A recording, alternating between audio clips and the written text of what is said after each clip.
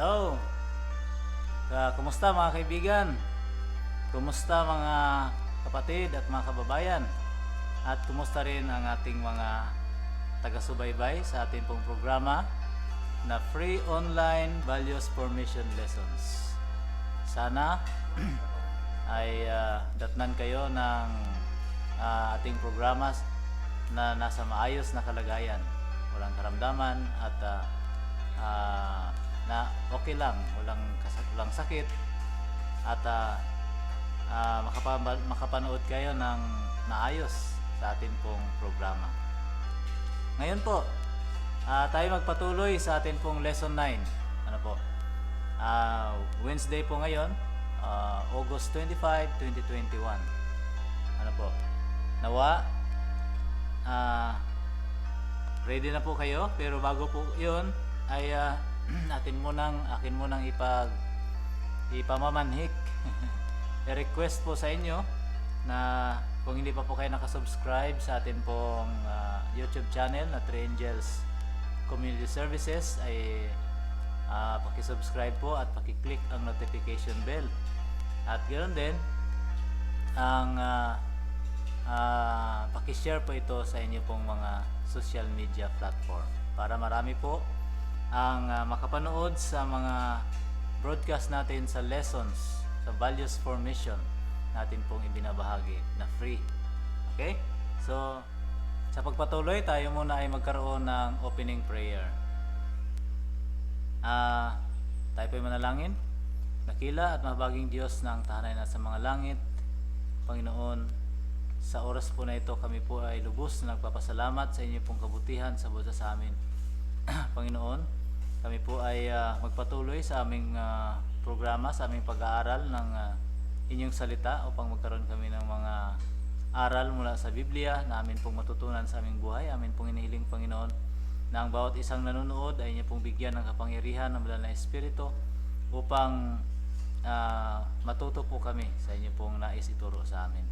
Amin pong inihiling na bigyan kami ng magandang kalusugan at ang mga may sakit inyo po nawang pagalingin. Salamat po sa pagdinig sa panalangin. Patawarin niyo po kami sa aming mga pagkakasala. Sa pangalan po ni Jesus namin tagapagligtas. Amen. Okay? So, lesson 9. Ang topic po natin ngayon sa lesson 9 natin, August 25, isa pang dahilan upang magpahinga. Yan. So, mga kaibigan, mga kapatid, ang mga Israelita sa pagpatuloy, nagkampo ang mga Israel sa silangang bahagi ng Jordan. Ano po? Nasakop na nila ang mga lupain ng hari sa Basan at 2 hari sa mga Amoreo. Minsan pa rito sa mahalagang sandali, tinawag ni Moses ang mga Israel nang magkakasama at pinaalala sa kanila na ang tipang ginawa sa Sinai ay hindi lamang para sa kanilang mga magulang kundi para rin sa kanila, itong bagong henerasyon. Pagkatapos ay nagpatuloy siyang ulitin ang 10 utos muli para sa kapakanan nila. Kaya sa paghahambing, kung may mga Biblia po kayo, mga kaibigan, ay buksan niyo po, ihambing po natin, hambing natin yung nakatala sa Exodus 20 verse 8 to 11 at yung sa Deuteronomio chapter 5 12 to 15. Ano ang kaibhan sa paraan ng pagpapahayag ng utos sa Sabat sa mga ito? Ano po? Kung may mga Biblia po kayo, ay buksan niyo po. Ano po sa Exodus chapter 20 verse 8 to 11. Tapos yung Deuteronomy 5 12 to 15. Sa Exodus 20 po, ito po ang sinasabi. Alalahanin mo ang araw ng Sabat upang ipangilin. 6 na araw na gagawa ka at ang iyong gagawin ang lahat ng iyong mga gawain. Ngunit ang 7 araw ay Sabat sa Panginoon mong Diyos. At sa araw na iyan ay huwag kang gagawa ng anumang gawa. Ikaw ni ang iyong mga anak na lalaki ni babae, ni ang iyong aliping lalaki ni babae, ni ang iyong baka, ni ang iyong taga-ibang lupa na nasa loob ng iyong pintuang daan. Sapagkat sa 6 na araw ay ginawa ng Panginoon ang langit at lupa at dagat at lahat ng nangaroon at nagpahinga sa 7 araw na Sabat.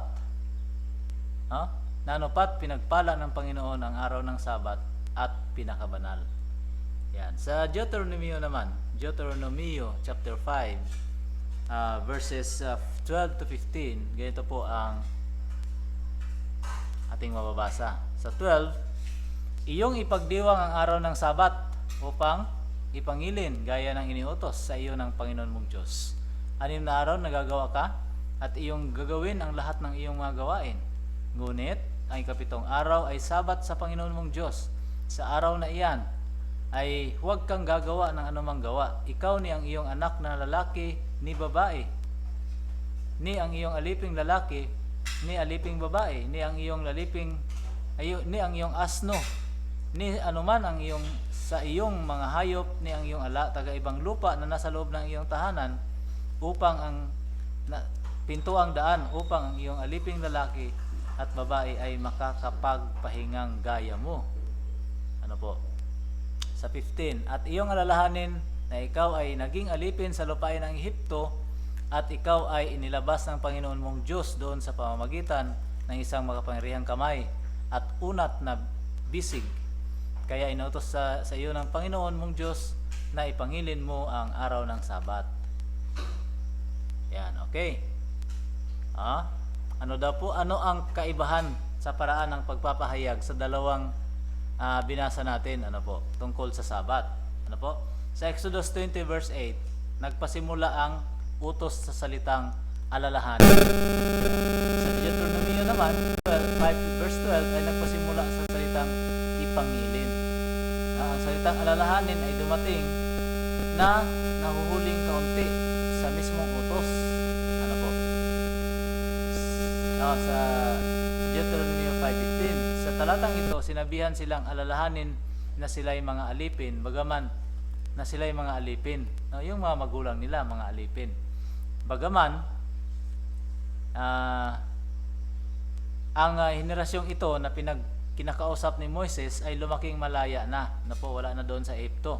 Ipinaksa na sila sa pagkaalipin kung hindi sa mahimalang pagsagip sa kanila.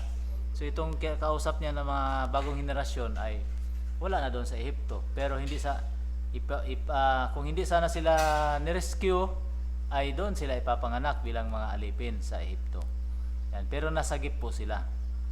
Ang Sabat na utos ay magpapaalala sa kanila na parehong Diyos na aktibo sa kwento ng paglalang ay aktibo rin sa kanilang pagkalaya. Yan. Ikaw ay inilabas doon ng Panginoon mong Diyos. Ano?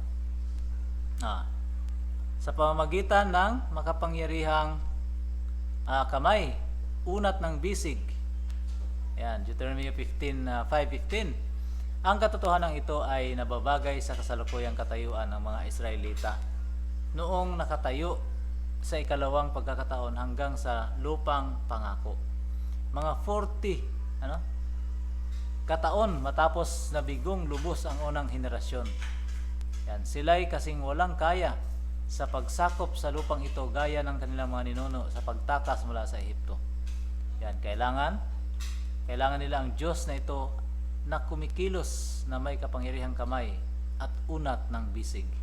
Yung ikalawang henerasyon ay sila'y sasakop sa mga madadaanan nilang mga lugar, mga bansa. Pero hindi rin nila kaya. Katulad rin ng walang kakayanan yung kanilang mga magulang na lumabas sa Ehipto maliban na mayroon pong Diyos, makapangyarihang kamay ng Diyos at unat ng bisig. Yan. Ang Sabat ay magkakaroon ng karagdagang dimension dahil sa Diyos ay Diyos ng pagpapalaya. Ipangingilin ng Israel ang araw ng Sabat sa Deuteronomy 5:15. Siyempre, hindi malayo ang paglalang mula sa utos na Sabat. Kahit na sa Deuteronomy chapter 5, sa kabila ng naidagdag na dahilan upang ipangilin ito, ang paglaya ng Israel sa isang diwa, ang pagpapalaya sa Israel palabas ng lupain ng Ehipto ay ang pasimula ng isang bagong paglalang. Katulad sa kwento ng paglalang sa Heneses. Yung paglaya sa Israel ay katulad ng kwento sa paglalang doon sa Heneses. Okay, ang Israel bilang isang napalayang bayan ay ang bagong likha ng Diyos. Yan. Bagong likha, na-restore po sila, no? Okay. Makikita po yan sa Isaiah chapter 43 verse 15. At dahil ang Exodo ay naintindihan bilang isang simbolo ng kalayaan mula sa kasalanan, ibig sabihin, katubusan, masusumpungan natin sa Sabat, ang isang simbolo ng parehong paglalang at pagtubos. Kaya sa isang tunay na paraan, ang Sabat ay tinuturo tayo kay Jesus, ang ating manlalalang at ating manunubos. Yan. So ang isa po na pinaka malalim na dahilan ng Sabat ay ang pagtubos. Ano po? So sa ating panahon ngayon ay tinuturo tayo sa ating Panginoong Hesus bilang manlalalang at manunubos. Yan. So siya po ang naglalang at siya rin po ang magtubos. Yan. Okay? So bago tayo magtapos, basahin natin yung huling talata. Ano po? Basahin ang Juan 1 verses 1 to 13. Anong itinuturo nito sa atin sa mga talatang ito tungkol kay Jesus bilang ating manlalalang at manunubos? Yan. Kung may Biblia kayo, basahin po natin mga kaibigan at mga kapatid. Ito po ang sinabi sa Juan chapter 1 verses 1 to 13. Nang pasimula siya ang Verbo, at ang verbo ay suma sa Diyos, at ang verbo ay Diyos. Yan. Ito rin ang pasimulay suma sa Diyos. Ang lahat ng mga bagay ay ginawa sa pamamagitan niya, at alinman sa lahat ng ginawa niya ay hindi ginawa kung wala siya. Yan, si Jesus po yun. Ano? 4. Nasa kanya ang buhay, at ang buhay ay siyang ilaw ng mga tao. At ang ilaw ay lumiliwanag sa kadiliman, at ito'y hindi napag-unawa ng kadiliman. Verse 6. Naparito ang isang tao na sugong mula sa Diyos na ang kanyang pangalan ay Juan. 7. Naparitong saksi upang kanyang katotohanan ng ilaw, upang sa pamagitan niya ay magsasampalataya ang lahat. Hindi siya ang ilaw, kundi pumarito upang kanyang patutuhanan ang ilaw. 9. Nagkaroon ng tunay na ilaw sa makatuwid bagay, ang ilaw na lumiliwanag sa bawat tao na pumaparito sa sanglibutan. Siya ay nasa sanglibutan, at ang sanglibutan ay ginawa sa pamamagitan niya, at hindi siya nakilala ng sanlibutan. 11. Siya ay naparito sa sariling kanya, at siya ay hindi tinanggap ng sariling kanya. 12. Datapat ang lahat ng sa kanya'y nagsisitanggap ay pinagkalooban niya sila ng karapatan maging mga anak ng Diyos sa makatuwid bagay, ang mga simpalataya sa kanyang pangalan. 13. Na mga ipinanganak na hindi sa dugo, ni sa kalooban ng laman, ni sa kalooban ng tao, kundi sa Diyos. Yan. Okay? Ano daw po? Ano yung binasa natin? Ano ang itinuturo sa atin dito sa talatang ito na tungkol kay Jesus bilang ating manlalalang at manunubos?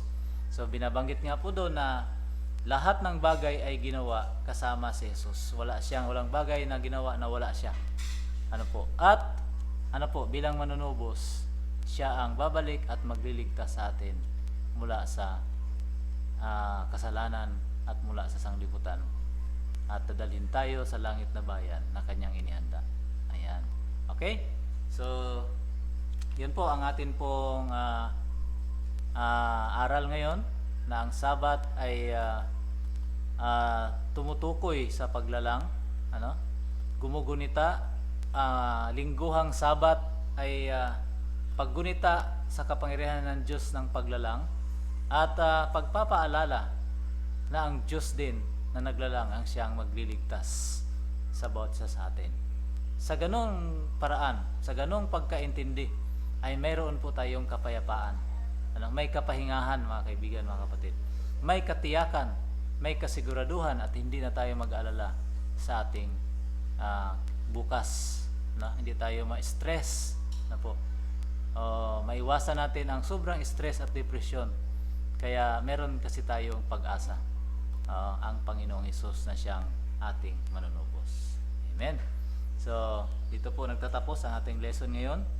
At nawa ay kung kayo po ay na bless ay paki-subscribe. Sa mga hindi pa nakasubscribe, paki-subscribe po yung ating Three Angels Community Services at paki-like, paki-subscribe at paki-click ang notification bell at paki-share sa inyong mga kaibigan at mga kapatid, inyong mga kamag-anak. Okay? So para din sila naman ay magkaroon ng pagkakataon na makapakinig sa aral na itinuturo sa atin ng atin pong Panginoong Jesus. Okay? So, bago po tayo tapos, tayo muna ay magkaroon ng closing prayer. Manalangin po tayo mga kaibigan. Mapagmahal at dakilang Diyos na nasa langit, Panginoon, salamat po ng marami sa aral na inyo pong itinuro sa amin, na kami po ay natuto ng mas malalim pa na tungkol sa Sabat na ito ay paggunita, pagpaalaala, pagkilala sa kapangyarihan ng Diyos ng paglalang at pag-asa sa aming pong katubusan. Panginoon, tulungan niyo po kami na ito'y malagay sa aming puso't isipan, na magkaroon kami ng kapayapaan sapagkat alam namin na meron pong darating na magliligtas sa amin. At Panginoon, ang bawat isa po nawa na nanonood ay inyo pong ingatan sa mga oras na ito. At kung meron man pong may karamdaman, ay inyo po nawang pagalingin. At kung amin din pong inihiling, Ama, na yung pong mga hanap buhay namin ay inyo pong pagpalain, inyo pong bindisyonan upang makasuporta sa pangailangan naming pamilya. At makatulong din kami sa mga nangailangan ng aming kapwa. Salamat po, Panginoon, sa pagdinig sa panalangin. Ito pong lahat ay aming inilalapit at sinasampalatayanan namin pong makamtan sapagkat aming inihiling sa patamis na pangalan ni Jesus. Amen. Okay, mga kaibigan, mga kapatid, bukas ulit sa ganito pong abangan nyo po ang atin pong pag-upload at nawa nakaklik na kayo ng notification bell para kusa na lang siyang mag-notify sa inyo kapag ready na ninyo panoorin ang ating video. Okay, so hanggang dito na lang muna tayo. Ako po yung magpaalam. Ingat po kayo. God bless and bye-bye.